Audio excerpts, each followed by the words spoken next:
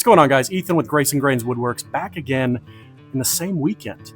Wanted to get on here and do a quick shop walkthrough. So I changed some things up, got some better dust collection, got a new jointer, moved some things around, just a few upgrades I wanted you guys to see.